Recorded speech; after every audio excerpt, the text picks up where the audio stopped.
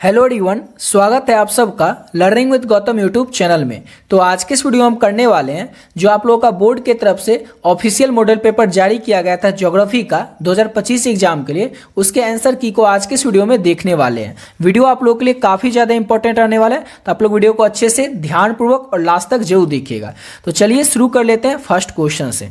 और क्वेश्चन शुरू करने से पहले एक और चीज़ आपको बता दें, जैसे कि आप लोगों को पता ही होगा कई सारे बच्चों को कि ज्योग्राफी में आपसे एग्जाम में क्वेश्चन कितने पूछे जाएंगे ऑब्जेक्टिव, तो 70 क्वेश्चन पूछे जाएंगे और इस 70 में से चूज करके आप लोगों को कोई भी केवल और केवल 35 ही क्वेश्चन आपको बनाना है। 35 से ज़्यादा आप लोग नहीं बनाएगा। अगर आप लोग 35 से ज़्यादा बना लेते हैं, जैसे कि कोई बच्चा सोचते हैं 55 बना ले, तो उनका क्या होगा, केवल 1 से लेकर के 35 तक जो भी क्वेश्चन आप बनाए होंगे उसी का आंसर चेक होगा, उसके आगे क्वेश्चन चेक ही नहीं होगा। भले ही आप लोग सही बनाए हो लेकिन वो चेक ही नहीं होगा। इसलिए आपको याद रखना है ज्योग्राफी में केवल और केवल क्वेश्चन कितना बना कर आना है एग्जाम में, तो 35 ही बना कर आना है। समझ गए? वैसे तो आप लोग समझदार होंगे ही, आप लोगों को ये बात पहले से पता ही होगी। ठीक है, तो चलिए अब शुरू कर लेते हैं पहले क्वेश्चन से। तो मॉडल पेपर का, ज्योग्राफी के मॉडल पेपर का जो पहला क्वेश्चन है हमारा, वो है कि निम्नलिखित में से कौन मानव भूगोल का उपागम नहीं है। 4 ऑप्शन में से आपको बताना है। और आपको बता दें कि पहला क्वेश्चन मॉडल पेपर में भी है और पहला क्वेश्चन जो आपका गेस्ट क्वेश्चन का पीडीएफ है उसमें भी है, और परसों जो आपको करवाए थे ज्योग्राफी का क्वेश्चन इंपॉर्टेंट, उसमें भी पहला क्वेश्चन यही था। यानी कि देख सकते हैं संयोग क्या है कि तीनों में पहला यही क्वेश्चन है। तो क्वेश्चन है हमारा कि मानव भूगोल का उपागम कौन नहीं है। मानव भूगोल का उपागम कौन है? तो क्षेत्रीय विभिन्नता, अन्वेषण और अवर्णन और स्थानिक संगठन, ये तीनों है। ये तीनों क्या है? तो मानव भूगोल का ही उपागम है। ऑप्शन नंबर डी हो जाएगा। अगला क्वेश्चन है, सैन्य भूगोल मानव भूगोल के किस क्षेत्र से संबंधित है? तो सैन्य भूगोल जो है ये मानव भूगोल के राजनीतिक भूगोल से संबंधित है। ऑप्शन नंबर बी हो जाएगा। अगला क्वेश्चन है, फ्रेवे संबंधित है। तो फ्रेवे जो है किस चीज से संबंधित है? तो फ्रेवे संबंधित है संभववाद से। ऑप्शन नंबर ए हो जाएगा। अगला क्वेश्चन है, निम्नलिखित महाद्वीपों में से 4 महाद्वीप का नाम है, इसमें से किस में जनसंख्या वृद्धि दर सर्वाधिक है? किस महादेश में जनसंख्या वृद्धि दर जो है वो सर्वाधिक है? तो अफ्रीका महादेश में। सारा क्वेश्चन आपको करवा चुके हैं, याद रखना है। अफ्रीका महादेश में जनसंख्या वृद्धि दर जो है वो सर्वाधिक है, सबसे ज्यादा है। अगला क्वेश्चन है, इनमें से कौन सघनतम संख्या घनत्व वाला क्षेत्र है? सघनतम जनसंख्या घनत्व वाला क्षेत्र कौन सा है? 4 ऑप्शन में से आपको बताना है। तो दक्षिण पूर्वी एशिया। ऑप्शन नंबर ए हो जाएगा। अगला क्वेश्चन है, जनसंख्या वितरण को प्रभावित करने वाला सबसे महत्वपूर्ण कारक क्या है? तो जनसंख्या वितरण को प्रभावित करने वाला सबसे महत्वपूर्ण कारक जो है वह है जलवायु। ऑप्शन नंबर इसका हो जाएगा सी। जितना क्वेश्चन जो है इस सारा का सारा क्वेश्चन आपको ऑलरेडी करवा रखे हैं। अगला क्वेश्चन है हमारा, निम्नलिखित में से किस देश में लिंग अनुपात सर्वाधिक है? किस देश में जो 4 ऑप्शन है इसमें से किस देश का जो लिंग अनुपात है वो सर्वाधिक है, सबसे ज्यादा है? तो लेटविया का जो लिंग अनुपात है वो सर्वाधिक है, सबसे ज्यादा है। अगला क्वेश्चन है, निम्नलिखित देशों में से किस में प्रसन्नता को प्रगति का माप माना गया है? किस देश में प्रसन्नता को प्रगति का माप माना गया? 4 ऑप्शन में से आपको बताना है किस देश में? तो भूटान देश में। ऑप्शन नंबर इसका सी हो जाएगा। अगला क्वेश्चन है, आयु लिंग पिरामिड संबंधित है। तो आयु लिंग पिरामिड जो है ये किस चीज से संबंधित है? तो पुरुष एवं महिला जनसंख्या से संबंधित है आयु लिंग पिरामिड। ऑप्शन नंबर इसका ए हो जाएगा। अगला क्वेश्चन है हमारा, निम्न में से यानी कि जो 4 ऑप्शन दिया हुआ है इसमें से कौन एकल कृषि का उत्पाद है? कौन एकल कृषि का उत्पाद है? तो केला, रबर और चाय, ये तीनों जो है ये तीनों क्या है? तो एकल कृषि का ही उत्पाद है, इसलिए ऑप्शन डी हो जाएगा, इनमें से सभी। अगला क्वेश्चन है हमारा, निम्नलिखित में से कौन प्राथमिक क्रियाकलाप से संबंधित है? 4 ऑप्शन में से आपको बताना है कि कौन प्राथमिक क्रियाकलाप से संबंधित है। तो कृषि, आखेट और वानिकी, ये तीनों क्या है? तो ये प्राथमिक क्रियाकलाप से ही संबंधित है। वो जो आपको प्राथमिक क्रियाकलाप वाला क्वेश्चन बताए थे ऑब्जेक्टिव, उसमें बता चुके हैं ना कि प्राथमिक क्रियाकलाप से कृषि से संबंधित जितने भी काम होंगे वो सभी के सभी प्राथमिक क्रियाकलाप से ही संबंधित होंगे। अगला क्वेश्चन है हमारा, नेक्स्ट क्वेश्चन, रबर किस प्रकार की कृषि उपज है? रबर जो है ये किस प्रकार की कृषि उपज है? तो रोपण कृषि के अंतर्गत रबर जो है ये आता है। ऑप्शन नंबर सी हो जाएगा। अगला क्वेश्चन है हमारा, निम्नलिखित में से किसे कर्तन दहन कृषि भी कहते हैं? कर्तन दहन कृषि जो है हम किसे कहते हैं? तो आदिम निर्वाह कृषि को, याद रखिएगा, आदिम निर्वाह कृषि को हम लोग कर्तन दहन कृषि भी कहते हैं। यानी कि ऑप्शन क्या हो जाएगा? तो ऑप्शन नंबर इसका बी हो जाएगा। और देखिए, अगर आप लोग ज्योग्राफी का एक ऐसे गेस क्वेश्चन का पीडीएफ लेना चाहते हैं कि जिसको अगर आप लोग अच्छे तरीके से पढ़ ले तो उसी में से सारा का सारा क्वेश्चन आपको बोर्ड एग्जाम में देखने को मिल जाए, तो आप लोग इस पीडीएफ को ले सकते हैं, जिसमें कि आपको ज्योग्राफी का ऑब्जेक्टिव, ज्योग्राफी का सब्जेक्टिव और ज्योग्राफी का पीवाईक्यू यानी पिछले साल में पूछा गया क्वेश्चन, पिछले 11 साल में जो भी प्रश्न पूछा गया सारा का सारा क्वेश्चन आपको एक ही पीडीएफ में आंसर के साथ मिल जाएगा। तो आप लोग इस पीडीएफ को ले सकते हैं। और इस पीडीएफ का जो प्राइस है वो केवल और केवल आपको 20 रुपीज रखें। इतना कम इसीलिए रखें ताकि हर एक बच्चा इस पीडीएफ को ले सके, अफोर्ड कर सकेगा और अपने आने वाले एग्जाम की तैयारी बहुत ही बढ़िया तरीके से और कम समय में कर पाएगा। समझ गए? तो इसमें आपको जैसे मिल रहा है ऑब्जेक्टिव क्वेश्चन, जैसे आपकी बात करें ज्योग्राफी की, तो आपको ज्योग्राफी में 2 बुक पढ़ना होता है और दोनों बुक मिलाकर के आप लोगों को टोटल 21 चैप्टर है। तो 21 चैप्टर के जो भी इंपॉर्टेंट ऑब्जेक्टिव क्वेश्चन हो या फिर सब्जेक्टिव क्वेश्चन हो, सब्जेक्टिव में भी लघुत्तरीय हो या दीर्घोत्तरीय हो, सारा का सारा प्रश्न जो है आपको एक पीडीएफ में मिल जाएगा ऑब्जेक्टिव का और एक पीडीएफ में मिल जाएगा आपको सब्जेक्टिव का। समझ गए? और चैप्टर वाइज मिलेगा, यानी पहला चैप्टर का जो भी इंपॉर्टेंट है वो पहले ऐड किया गया, सेकंड चैप्टर का जो भी इंपॉर्टेंट ऑब्जेक्टिव या सब्जेक्टिव क्वेश्चन है वो ऐड किया गया। इस तरह से हर एक चैप्टर का जो भी क्वेश्चन है ना इंपॉर्टेंट आपके एग्जाम के लिए, सारा क्वेश्चन को इसमें ऐड कर दिया गया आंसर के साथ। समझ गए?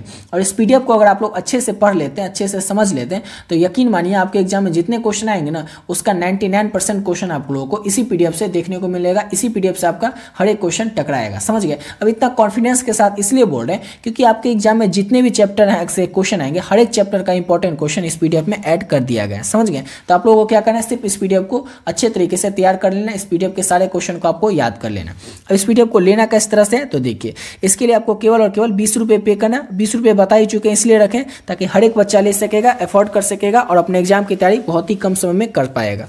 तो आपको पे कैसे करना है, ये नंबर है 7903820891। इस नंबर पे आप लोग फोन पे, गूगल पे, पेटीएम किसी भी माध्यम से पे कर सकते हैं। जैसे ही नंबर आप लोग फोन पे, गूगल पे, पेटीएम में डालिएगा तो नाम आ जाएगा गौतम कुमार। उसमें आपको क्या करना है, 20 रुपये पे कर देना और उसके बाद इसका स्क्रीनशॉट लेकर के जो आप पे कीजिएगा 20 रुपये, इसी नंबर से जो व्हाट्सएप है उस व्हाट्सएप पे आपको क्या करना है, स्क्रीनशॉट भेज देना और एक बस सिंपल सा मैसेज कर देना है ज्योग्राफी, जिससे पता चल जाए कि आपको ज्योग्राफी का पीडीएफ चाहिए। जैसे ही आप मैसेज कीजिएगा और स्क्रीनशॉट भेजिएगा पे करके केवल और केवल 20 रुपीज, आपको जो पीडीएफ है वो तुरंत मिल जाएगा और इस पीडीएफ को पढ़ करके आप लोग अच्छे तरीके से अपने एग्जाम की तैयारी कर सकते हैं। ऐसा कोई भी स्टूडेंट है जिसको कि लग रहा है ज्योग्राफी में उससे कुछ नहीं हो पाएगा, ज्योग्राफी की तो कुछ तैयारी ही नहीं हुई है, ज्योग्राफी में तो मेरा क्या ही होगा, ऐसा ख्याल अगर जिन भी बच्चे के मन में आता है तो सबसे पहले उन लोगों को ये पीडीएफ पढ़ लेना चाहिए। जो भी बच्चे का सिलेबस कंप्लीट नहीं हुआ है या कुछ खास नहीं पढ़े हैं या किसी भी कारण से पढ़ नहीं पाए तो वो लोग इस पीडीएफ को ले सकते हैं और बहुत ही कम समय में पढ़ करके बहुत ही बढ़िया नंबर ला सकते हैं, क्योंकि इसमें सबका जितना भी क्वेश्चन है सारा का सारा इंपॉर्टेंट ही क्वेश्चन है।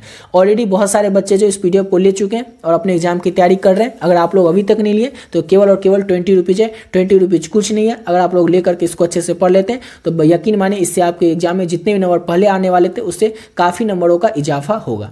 समझ गए? तो आप लोग इस पीडीएफ को ले लीजिएगा और अच्छे तरीके से आपको एग्जाम की तैयारी कर लेनी इस पीडीएफ से पढ़ करके। समझ गए? और चले आते हैं अपने अगले क्वेश्चन पे। अगला क्वेश्चन है हमारा, विस्तृत व्यापारिक अनाज उत्पादक कृषि नहीं की जाती है। सिंपल सा क्वेश्चन है लेकिन समझना आपको पड़ेगा। तो विस्तृत व्यापारिक अनाज उत्पादक कृषि नहीं की जाती है तो कहाँ पर नहीं की जाती है, तो अमेजन बेसिन में नहीं की जाती है। ऑप्शन नंबर बी हो जाएगा। अगला क्वेश्चन है, ब्राजील के कॉफी क्षेत्र को कहा जाता है, कई बार आपको बता चुके हैं, ब्राजील के कॉफी क्षेत्र को फेजेंडा कहा जाता है। ऑप्शन ए हो जाएगा और ये क्वेश्चन कई बार एग्जाम में पूछा भी गया पिछले सालों में। अगला क्वेश्चन है, निम्नलिखित में से कौन रोपण कृषि का उत्पाद नहीं है, चाय, कॉफी, गन्ना या गेहूं, इसमें से कौन रोपण कृषि का उत्पाद नहीं है, तो गेहूं जो है रोपण कृषि के अंतर्गत नहीं आता है। याद रखना है, चाय, गन्ना और कॉफी ये तीनों रोपण कृषि के अंतर्गत आता है। अगला क्वेश्चन है हमारा, इनमें से कौन अत्याधुनिक खनिज पर आधारित है। 4 ऑप्शन में से बताना है कौन अत्याधिक खनिज पर आधारित उद्योग है। कौन, तो सीमेंट उद्योग जो है ये अत्याधिक खनिज पर आधारित उद्योग है। ऑप्शन सी हो जाएगा। अगला क्वेश्चन है, बकिंघम कहाँ है, तो बकिंघम जो है ये कहाँ पे है, तो यह है ग्रेट ब्रिटेन में स्थित। ऑप्शन बी हो जाएगा। अगला क्वेश्चन है, निम्नलिखित में से कौन औद्योगिक अस्थापना का प्रमुख कारण है। औद्योगिक अस्थापना का प्रमुख कारण कौन है, तो पूंजी, ऊर्जा और बाजार, ये तीनों क्या है, तो ये औद्योगिक अस्थापना का प्रमुख कारक है। ऑप्शन नंबर डी हो जाएगा, इनमें से सभी। अगला क्वेश्चन है, उच्च स्तर वाले अन्वेषण से संबंधित क्रियाकलापों को कहा जाता है। तो उच्च स्तरीय वाले अन्वेषण से संबंधित जो क्रियाकलाप होते हैं उन्हें कहा जाता है चतुर्थ क्रियाकलाप। क्या कहा जाता है, तो चतुर्थ क्रियाकलाप कहा जाता है। ऑप्शन नंबर बी हो जाएगा।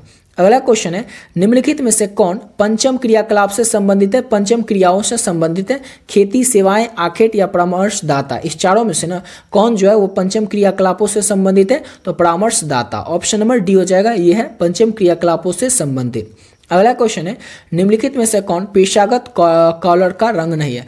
पेशागत कॉलर का रंग कौन नहीं है? चार ऑप्शन में से आपको बताना है। तो काला जो है ये पेशागत कलर का रंग नहीं है, ऑप्शन बी हो जाएगा। अगला प्रश्न है हमारा, निम्नलिखित में से कौन कृषि आधारित उद्योग है? तो कृषि आधारित उद्योग कौन है? तो जूट उद्योग जो है ये कृषि आधारित उद्योग ही है, यानी कि ऑप्शन नंबर इसका क्या हो जाएगा? तो ऑप्शन नंबर इसका सी हो जाएगा। अगला क्वेश्चन कर लेते हैं। तो अगला क्वेश्चन है हमारा 24 number, metre gauge rail line की चौड़ाई कितनी होती है? तो मीटर गेज रेल लाइन की जो चौड़ाई होती है उसका तो इसमें दिया नहीं है इनमें से कोई, लेकिन आपको याद रखना है 1 मीटर होती है। कितनी होती है? तो 1 मीटर होती है, समझ गए? ऐसे ही आप लोग याद रखिएगा, ऑप्शन डी हो जाएगा, इनमें से कोई नहीं। अगला क्वेश्चन करते हैं और नेक्स्ट क्वेश्चन है, बिग इंच संबंधित है? तो बिग इंच जो है किससे संबंधित है? तो पाइपलाइन से संबंधित है बिग इंच, यानी कि ऑप्शन नंबर इसका डी हो जाएगा।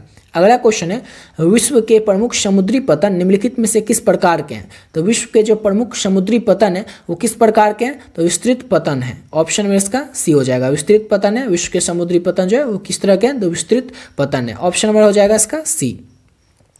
अगला क्वेश्चन है, ट्रांस महाद्वीपीय स्टुअर्ट महामार्ग जोड़ता है? ये जो ट्रांस महाद्वीपीय स्टुअर्ट महामार्ग है ये किसको जोड़ता है? तो ये जोड़ता है, ऑप्शन नंबर बी हो जाएगा, डार्विन को मेलबर्न से। डार्विन को मेलबर्न से ये जोड़ता है, ऑप्शन नंबर बी हो जाएगा। अगला क्वेश्चन है हमारा, एयर इंडिया संबंधित है? तो सबको पता होगा एयर इंडिया किससे संबंधित है? तो अधिकतर लोगों को पहले से पता ही होगा, वायु मार्ग से संबंधित है एयर इंडिया, ऑप्शन डी हो जाएगा।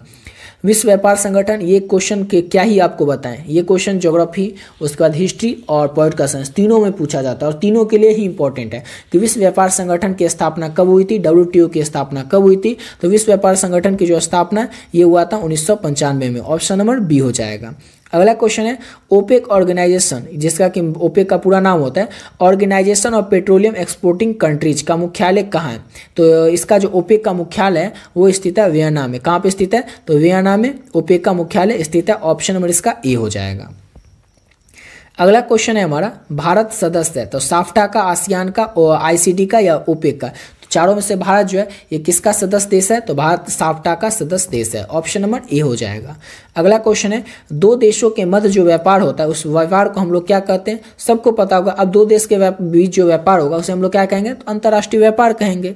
अगला क्वेश्चन है, सड़क के सहारे किस प्रतिरूप की बस्ती मिलती है? तो सड़क के जो सहारे है वो किस प्रतिरूप की बस्ती मिलती है? तो रेखीय प्रकार की बस्ती मिलती है, ऑप्शन सी हो जाएगा। अगला क्वेश्चन है, सन्न घट शब्द का प्रयोग किसने किया था? तो सन्न घट शब्द का जो प्रयोग है वो किसने किया था? तो पैट्रिक गिडिज ने किया था सन्न घट शब्द का प्रयोग, ऑप्शन ए हो जाएगा।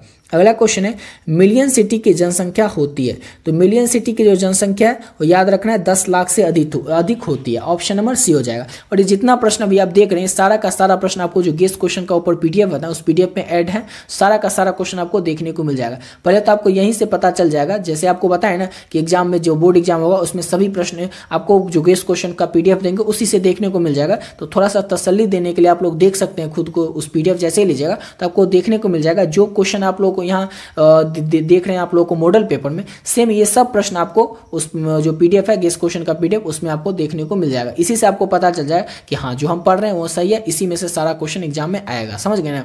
कई बार क्या होता है कि हम पढ़ रहे होते हैं हमें पता ही नहीं होता है एग्जाम में आएगा कि नहीं आएगा, इसलिए आप लोग जैसे वो गेस्ट पेपर लीजिएगा उसमें आपको सबसे पहले यही चेक करना है कि जितना क्वेश्चन है ये मॉडल पेपर में आया है क्या वो प्रश्न गेस्ट पेपर में है कि नहीं, जो गेस्ट क्वेश्चन हम दिए हैं उसमें है कि नहीं, सारा का सारा यही प्रश्न आपको उस गेस्ट क्वेश्चन में देखने को मिल जाएगा, समझ गए। चलिए अगला क्वेश्चन करते हैं और अगला क्वेश्चन है, किस भाषाई परिवार की भारत में जनसंख्या सबसे कम है? किस भाषाई परिवार की जो जनसंख्या वो भारत में सबसे कम है? तो चीनी तिब्बती की, ऑप्शन नंबर सी हो जाएगा। अगला क्वेश्चन करते हैं और नेक्स्ट क्वेश्चन है हमारा, 2011 की जनगणना के अनुसार कि निम्नलिखित में से किस राज्य की जनसंख्या का घनत्व सबसे कम था? यहाँ पर जनसंख्या नहीं पूछ रहा है, जनसंख्या का घनत्व पूछ रहा है, इसलिए क्वेश्चन को अच्छे से समझना आपको पड़ेगा। तो जनसंख्या घनत्व जो है वो अरुणाचल प्रदेश का सबसे कम है और जनसंख्या सबसे ज्यादा है उत्तर प्रदेश का, लेकिन यहाँ पर घनत्व है तो हो जाएगा अरुणाचल प्रदेश का। अगला क्वेश्चन है, 2011 की जनगणना के अनुसार भारत का जनसंख्या घनत्व कितना है? तो 2011 के जनगणना के अनुसार भारत का जो जनसंख्या घनत्व है वह 382 प्रति वर्ग किलोमीटर, ऑप्शन नंबर बी हो जाएगा। अगला क्वेश्चन है, भारत में जनगणना का महान विभाजक वर्ष कौन सा है? तो भारत में जनगणना का जो महान विभाजक वर्ष है वो रहा है वर्ष 1921 का, ऑप्शन नंबर सी हो जाएगा। अगला क्वेश्चन है हमारा 40 नंबर है, निम्नलिखित राज्यों में से किसका 0 से 6 आयु वर्ग में निम्नतम है। 0 से 6 आयु वर्ग का जो है वो निम्नतम किस राज्य का है, तो ये है अपना हरियाणा राज्य का। ऑप्शन नंबर इसका ए हो जाएगा। अगला क्वेश्चन है हमारा 2011 की जनगणना के अनुसार निम्नलिखित राज्यों में से किसमें नगरीय जनसंख्या का अनुपात सर्वाधिक है। 2011 के जनगणना के अनुसार किस राज्य का जो नगरीय जनसंख्या है उसका अनुपात सर्वाधिक है, सबसे ज़्यादा है, तो गोवा का। ऑप्शन नंबर इसका सी हो जाएगा। अगला क्वेश्चन है हमारा मानव विकास सूचांक में भारत के निम्नलिखित राज्यों में से किसका कोटि उच्चतम है। क्वेश्चन है हमारा कि मानव विकास सूचांक में ना भारत के निम्नलिखित राज्यों में से किसका कोटि जो है वो उच्चतम है, तो हो जाएगा केरल का। ऑप्शन नंबर इसका ए हो जाएगा। अगला क्वेश्चन है सिगरेनी है, तो सिगरेनी जो है ये किसकी राजधानी है, तो याद रखना आपको खनन नगर है। सिगरेनी क्या है, तो ये खनन नगर है, राजधानी किसी की नहीं है, ये खनन नगर है। ऑप्शन नंबर इसका बी हो जाएगा। अगला क्वेश्चन करते हैं, नेक्स्ट क्वेश्चन है हमारा बुंदेलखंड प्रदेश किस प्रकार की ग्रामीण बस्तियां पाई जाती है। बुंदेलखंड प्रदेश में किस प्रकार की जो ग्रामीण बस्तियां वो पाई जाती है, तो गुच्छित बस्तियां पाई जाती है बुंदेलखंड में। ऑप्शन नंबर बी हो जाएगा। अगला क्वेश्चन है गाजियाबाद एक उदाहरण है, तो गाजियाबाद जो है किसका उदाहरण है, तो आधुनिक नगर का उदाहरण है गाजियाबाद। ऑप्शन नंबर सी हो जाएगा। अगला क्वेश्चन है भारत में सर्वाधिक जनसंख्या वाला मेगापोलिस कौन सा है। मेगापोलिस नगर कौन सा है सर्वाधिक जनसंख्या वाला, 4 ऑप्शन में से आपको बताना है, तो कोलकाता है। ऑप्शन नंबर इसका सी हो जाएगा। अगला क्वेश्चन है सर्वाधिक मेगापोलिस, ठीक है, कोलकाता। अगला क्वेश्चन है निम्नलिखित में से कौन भू उपयोग सवर्ग नहीं है। 4 ऑप्शन में से आपको बताना है कि भू उपयोग सवर्ग कौन नहीं है, कौन नहीं है भू उपयोग सवर्ग। इसका एक सेकंड, ये यहाँ पे कोलकाता ऑप्शन में मुंबई था कि नहीं, हाँ मुंबई है, तो इसका सॉरी इसका जो है भारत में सर्वाधिक जनसंख्या वाला मेगापोलिस कौन सा है, तो मुंबई हो जाएगा। ऑप्शन मुझे लगा मुंबई नहीं है, वैसे मुंबई हो जाएगा, ठीक है। ऑप्शन नंबर क्या हो जाएगा, तो ऑप्शन नंबर इसका ए हो जाएगा मुंबई। चलिए अगला क्वेश्चन करते हैं, और नेक्स्ट क्वेश्चन है हमारा गाजियाबाद एक उदाहरण है, तो ये आपको बता चुके ना, ये हो चुका है, ये शायद छूट गया था। बुंदेलखंड प्रदेश जो है किस प्रकार की ग्रामीण बस्तियां पाई जाती है, तो ये तो आपको बता दें गुच्छित बस्ती। और एक ये कोई क्वेश्चन छूट गया था कि गाजियाबाद एक उदाहरण है, तो गाजियाबाद जो है किसका एक उदाहरण है, तो आधुनिक नगर का उदाहरण है गाजियाबाद। समझ गए। अगला क्वेश्चन ये बताई दिए मुंबई। और नेक्स्ट क्वेश्चन है निम्नलिखित में से कौन भूस्वर्ग नहीं है, कौन भूस्वर्ग नहीं है। 4 ऑप्शन में से आपको बताना है, तो भूस्वर्ग जो है वो सीमांत भूमि कृषि भूस्वर्ग नहीं है। ऑप्शन नंबर सी हो जाएगा। अगला क्वेश्चन करते हैं, और नेक्स्ट क्वेश्चन है कौन भारतीय कृषि की समस्या। 4 ऑप्शन में से आपको बताना है कि भारतीय कृषि की समस्या क्या है, कई बार आपको बता चुके हैं, बताने की जरूरत नहीं है। निम्न उत्पादकता, अनियमित मानसून और विखंडित जोत, यानी कि ऑप्शन डी हो जाएगा। इनमें से सभी जो है ये भारतीय कृषि की समस्या, ऑप्शन डी हो जाएगा। अगला क्वेश्चन है भारत में सर्वप्रमुख जूट उत्पादक क्षेत्र कौन सा है। भारत का सर्वप्रमुख जो जूट उत्पादक क्षेत्र है वो कौन सा है, तो गंगा डेल्टा जो है ये सर्वप्रमुख जूट उत्पादक क्षेत्र है। ऑप्शन ए हो जाएगा भारत का। हरित क्रांति संबंधित है, तो हरित क्रांति जो है खाद्यान्न उत्पादन से संबंधित है। ऑप्शन नंबर इसका ए हो जाएगा। अगला क्वेश्चन है पाइकारा जल विद्युत परियोजना कहाँ है, तो पाइकारा जल विद्युत परियोजना जो है ये तमिलनाडु में स्थित है। कहाँ पे स्थित है, तमिलनाडु में। ऑप्शन ए हो जाएगा। अगला क्वेश्चन करते हैं, और नेक्स्ट क्वेश्चन है निम्नलिखित में से कौन पश्चिमी भारत की नदी बेसिन है। 4 ऑप्शन में से आपको बताना है माही बेसिन, सोन बेसिन, गंगा बेसिन और कुशिन बेसिन। इसमें से कौन जो है वो पश्चिमी भारत की नदी बेसिन है, तो इसका ऑप्शन नंबर क्या हो जाएगा, तो ऑप्शन नंबर ए हो जाएगा। माही बेसिन जो है ये पश्चिमी भारत की नदी बेसिन है। ऑप्शन नंबर ए हो जाएगा।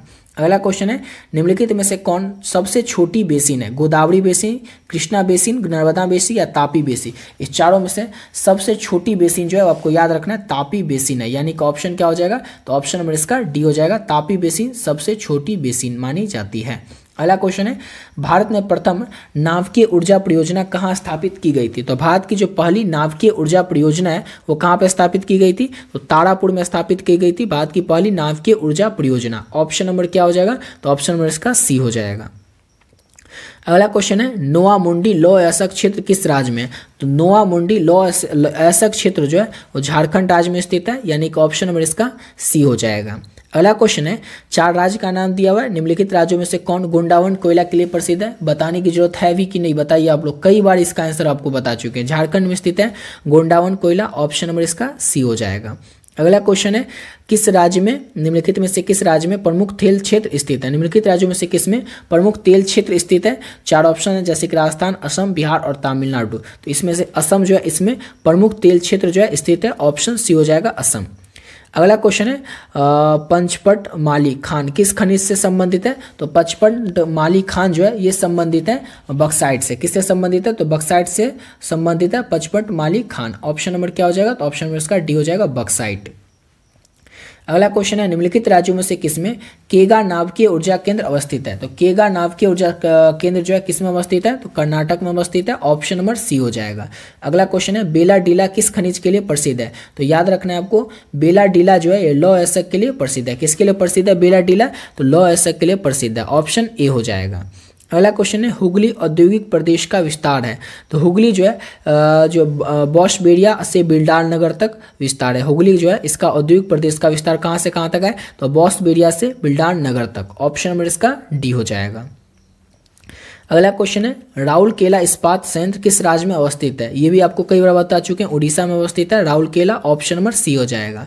अगला क्वेश्चन है क्या है? हथकरघा। अच्छा, हथकरघा उद्योग है। हथकरघा उद्योग जो है किस तरह का उद्योग है? तो आप लोगों को पता ही होगा, कुटीर उद्योग माना जाता है हथकरघा उद्योग, यानी कि हाथ से जो बनाया जाता है वो कुटीर उद्योग होता है। अगला क्वेश्चन है भरमौर जनजातीय क्षेत्र संबंधित है।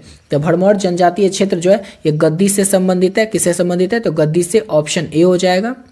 अगला क्वेश्चन है हमारा नीरू मीरू संबंधित है। तो नीरू मीरू जो है किससे संबंधित है? तो जल संभर प्रबंधन से संबंधित है नीरू मीरू, यानी कि ऑप्शन नंबर इसका ए हो जाएगा। अगला क्वेश्चन है अम्ल वर्षा यानी कि एसिड रेन का कारण क्या होता है? तो वायु प्रदूषण जो है ये एसिड रेन का कारण होता है, अम्ल वर्षा का कारण होता है। ऑप्शन नंबर सी हो जाएगा। अगला क्वेश्चन है हमारा पूर्व पश्चिम गलियारा जोड़ता है। तो पूर्व पश्चिम गलियारा जो है ये किसको किससे जोड़ता है? तो सिलचर को पोरबंदर से जोड़ता है। कई बार बता चुके हैं आपको, सिलचर को पोरबंदर से जोड़ता है पूर्व पश्चिम गलियारा। ऑप्शन नंबर डी हो जाएगा। मंगलोर पतन कहाँ पे है? तो मंगलोर पतन जो है ये स्थित है कर्नाटक में। ऑप्शन नंबर सी हो जाएगा, कर्नाटक में स्थित है मंगलोर पतन। भारत का पहला रेडियो कार्यक्रम कब प्रसारित हुआ था? तो भारत का जो पहला रेडियो कार्यक्रम है ये वर्ष 1923 में प्रसारित किया गया था। ऑप्शन डी हो जाएगा। अगला क्वेश्चन है पर्वतीय क्षेत्र में विकास कार्यक्रम की शुरुआत किस पंचवर्षीय योजना में हुई थी? तो पर्वतीय क्षेत्र में विकास कार्यक्रम की जो शुरुआत है ये हुई थी 5वीं योजना में। ऑप्शन नंबर इसका सी।